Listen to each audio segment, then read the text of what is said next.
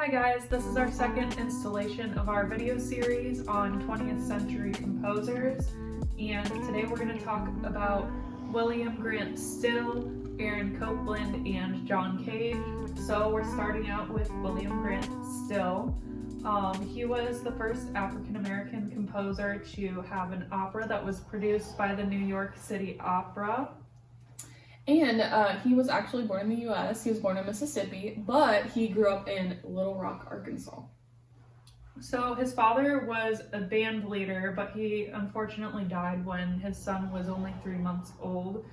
So he didn't really know his father, but that was one instance of his family being involved in music. But his mother actually remarried a man named Charles B. Shepperson, and he actually had a pretty close relationship with William, and he brought him to operettas very often and also bought him recordings of classical music, so that influenced his interest in music a little bit.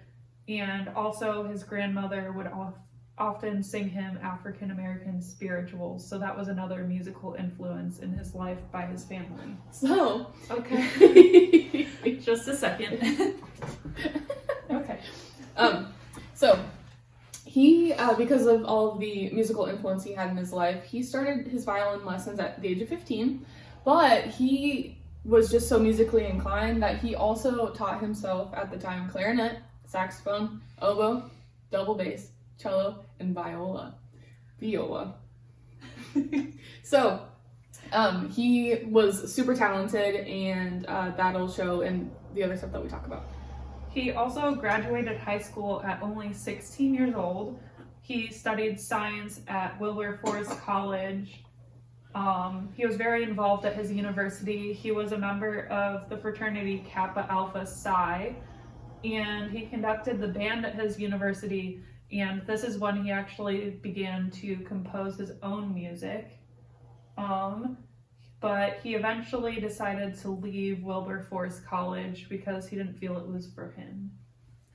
Regardless of him dropping out, he did eventually start studying at the Oberlin Conservatory of Music. He also, while he was studying at the conservatory, he studied composition under George Andrews, Edgar Varese, and George Whitefield Chadwick. So after all of his education and him starting to actually develop what he was interested in, he got married to Grace Bundy, and they had 3 daughters, Gail, June, and Caroline, which are super cute names, and they were married up until their separation in 1932. And unfortunately, I don't know if they happened to know each other at the time. That's probably what happened. There's probably some side stuff going on, but he married Verna RV, who was a pianist, 2 days after his divorce was finalized, and they had to travel to Tijuana because interracial marriage, unfortunately, was still illegal in the U.S. at the time, and they had 2 children, Judith Ann and Duncan. So he also played in the Pit Orchestra for Shuffle Along, which was a musical by Noble Sissle and U.B. Blake, both African American men. And this was one of the first Broadway shows by African Americans, so that's pretty cool that he was involved in that as well. So the piece that we're going to be talking about for William Grant Still is the Afro-American Symphony, and this has the traditional 4 movements that a symphony would have had at the time, because we were still coming out of the era before, which was the 19th century, so they were still incorporating a lot of the same elements, but each of the 4 movements had a character sketch that was linked from a poem, and each of the 4 movements were called Longings, Sorrow, Humor, and Aspirations, which just, if you listen to the movements, you can kind of hear each of those emotions in the piece. And he uses 12-bar blues and includes other African American traditions in his composition. And it combines both spiritual and blues. So it sounds like movie music if you listen to it, which is actually super on par for this because he was a film score composer at the time during 1934. So when you listen to this, it'll probably make you think of that. And it's really cool to listen to, especially because of where he was from. So hope you enjoyed.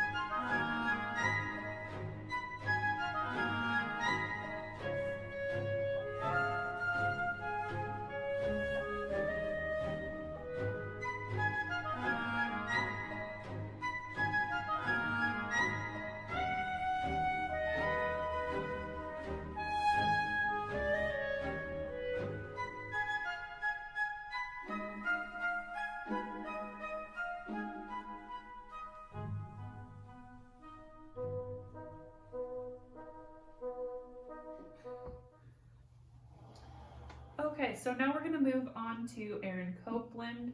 He was born on November 14th, 1900, 9 months after Valentine's Day.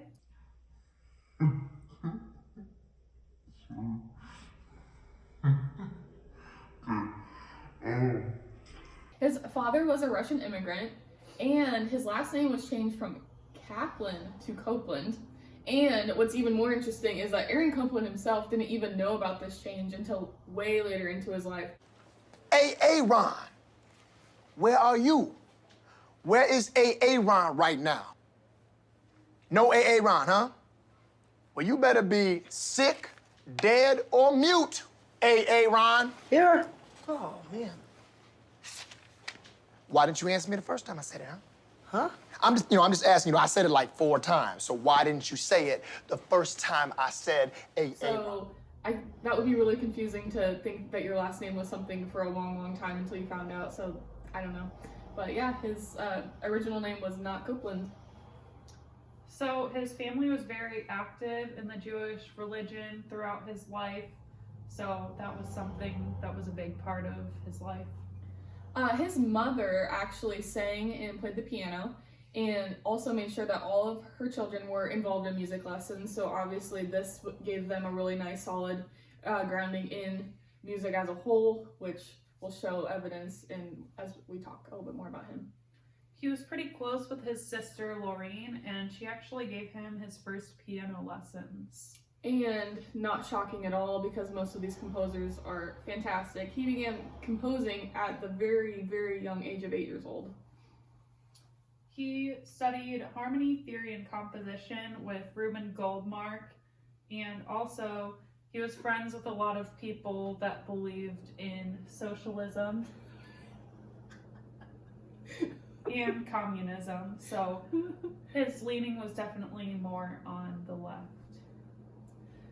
He did study in Paris for a long time, and he was able to pick up a little bit of that culturally, but we all know him as the great American composer. So Bailey is going to be talking about the piece. So the piece that we'll be talking about for Aaron Copland is Appalachian Spring. It's a ballet. Something about his music is that most of it is pretty accessible. He wanted to write more for everyone rather than just like very talented musicians. So that really shows in his music. And also during this time, a lot of, during the war and stuff, a lot of these fancy composers, Germany, all over in Europe, were making a lot of music super hard for people to play. And Aaron Copland specifically wanted to create music that would be accessible, like she said, to the general public. So when you listen to this, it's very easy to pick up on, and also incorporates a church tune that at the time mostly everyone knew, so it was easy to learn. So very repetitive. yes, very repetitive. The instrumentation isn't super heavy as well, so very fun to listen to. Yeah, and the main section that we'll be looking at is the simple gifts. Very popular still to this day, used a lot both for instrumental ensembles and for choirs. So yeah, enjoy.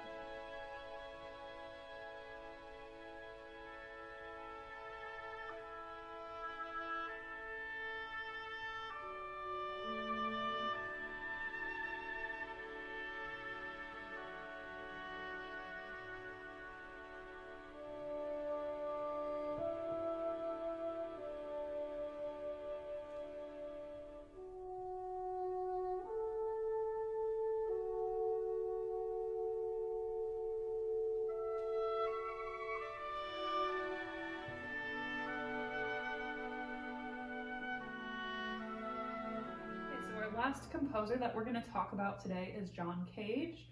He was born in Los Angeles, California on September 5th, 1912. He also was known as one of the most influential and versatile musicians of the 20th century because of how many different things he dabbled in artistically and aesthetically. And he also, his techniques helped change the way a lot of composers approached the way that they used instruments and their sounds. So, continuing to talk about all of his weird things, which you will hear in the clip that we have. So at the end of this video, we will be listening to one of his songs, and this is not part of it, but he was a pioneer of the prepared piano, which is a piano with its sound that's altered by random things maybe placed in the piano, thrown at the piano.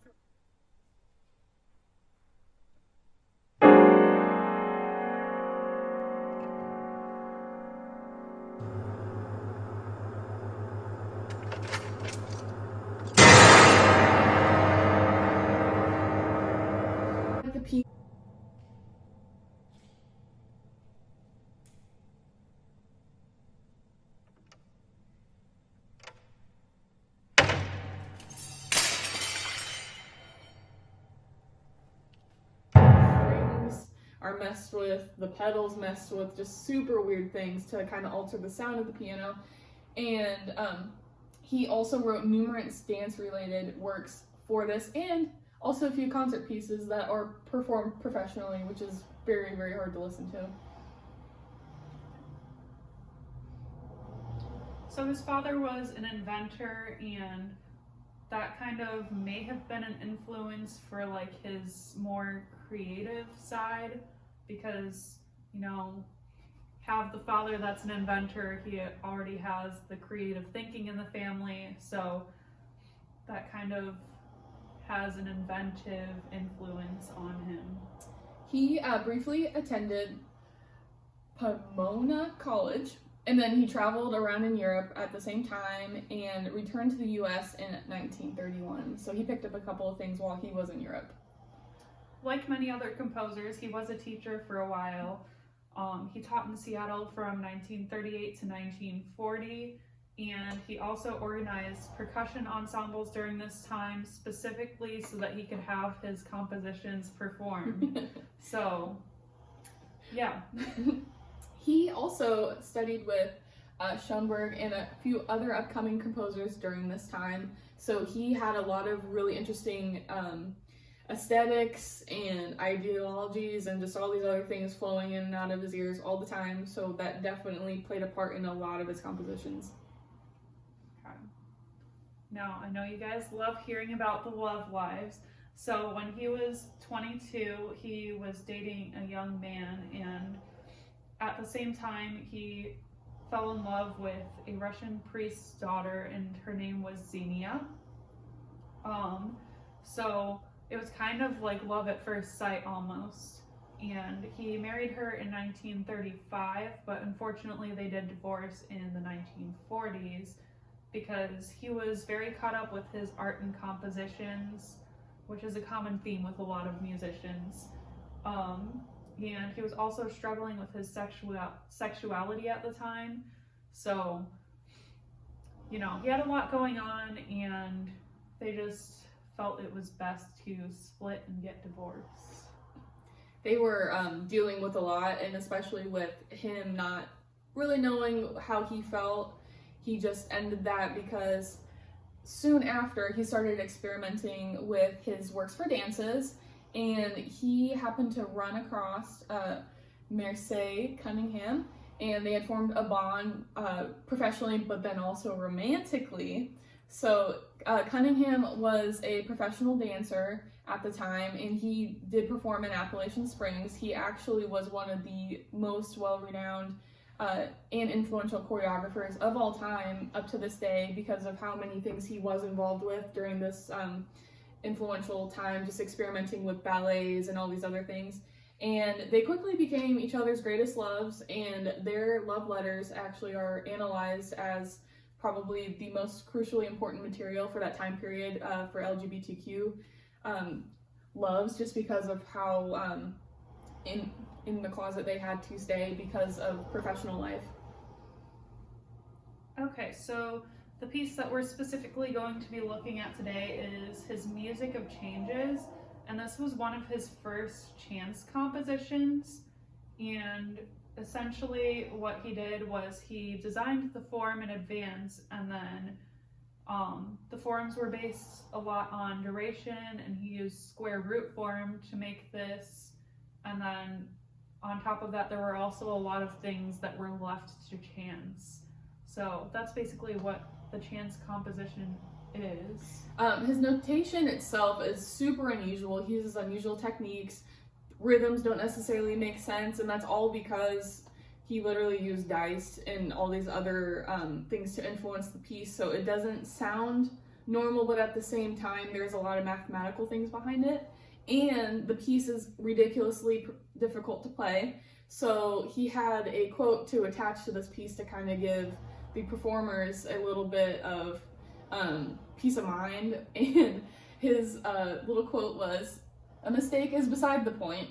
For once anything happens, it authentically is," which is to say, if you mess up, that's okay because it was supposed to happen anyways. And I don't know if that's a cop-out answer because of how difficult this piece is to play, but you'll understand once you hear it. So yeah, and if you find yourself struggling in your lesson, you can just say, "A mistake is beside the point. For once anything happens, it authentically is."